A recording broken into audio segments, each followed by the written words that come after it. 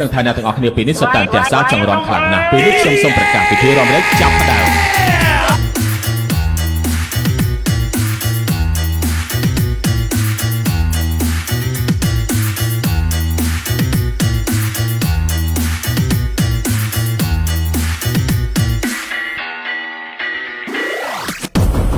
ខ្ញុំនឹងថាអ្នកទាំងអស់គ្នាពេលនេះសុទ្ធតែផ្ទះសារចង់រំខ្លាំងណាស់ពេលនេះខ្ញុំសូមប្រកាសពិធីរំលែកចាប់ផ្ដើមចាប់នៅពេល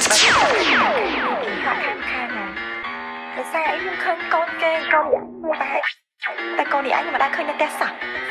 យប់ស្ងាត់មិននៅផ្ទះព្រឹងចាញ់រកស៊ីរកស្នេហាខ្ញុំរកមកនេះពេលដែលអាយការត្រូវការតែនារីពេលដែលអាយការត្រូវការតែនារីយប់ស្ងាត់មិននៅផ្ទះព្រឹងចាញ់រកស៊ីរកស្នេហាខ្ញុំរកមកនេះពេលដែលអាយការត្រូវការតែនារីពេលដែលអាយការត្រូវការតែនារីយ៉ាងពេលដូចជាអញ្ចឹងដល់ស្រាប់បញ្ហារ៉ែងកំតនកាំងបើសិននៅតុនខ្សោយបើសិននៅភាំងបើសិននៅអញអញឈើនេះនឹងដួលក្រាំងគ្រាន់តែខ្ញុំហើយក៏សប្បាយនឹងការកើតគ្រប់យ៉ាងគ្មានចម្លើយតែនេះហើយក៏ជាជីវិតអ្នកមិនណៃក៏ហក់ខ្ញុំរួចខ្ញុំស្គាល់ការពិតចង់ក្រងតែស្រីខ្វែងតែដែលយល់ចេះ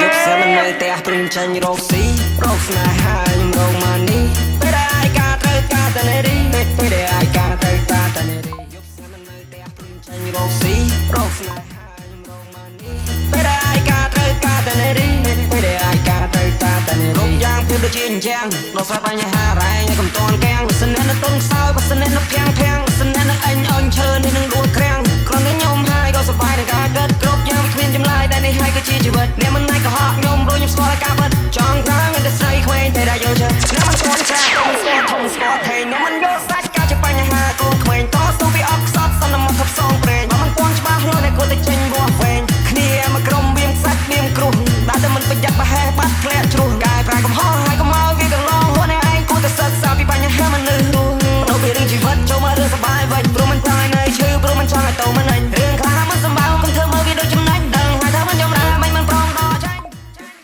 យប់ស្ងាត់មិននៅផ្ទះព្រឹងចាញ់រកស៊ីរកស្នេហាខ្ញុំរកមកនេះពេលដែលអាយការត្រូវការតែនារីពេលដែលអាយការត្រូវការតែនារីយប់ស្ងាត់មិននៅផ្ទះព្រឹងចាញ់រកស៊ីរកស្នេហាខ្ញុំរកមកនេះពេលដែលអាយការត្រូវការតែនារីពេលដែលអាយការត្រូវការតែនារីយប់ស្ងាត់មិននៅផ្ទះព្រឹងចាញ់រកស៊ីរកស្នេហាខ្ញុំរកមកនេះពេលដែលអាយការត្រូវការតែនារីពេលដែលអាយការត្រូវការតែនារីយប់ស្ងាត់មិននៅផ្ទះព្រឹងចាញ់រកស៊ីរកស្នេហា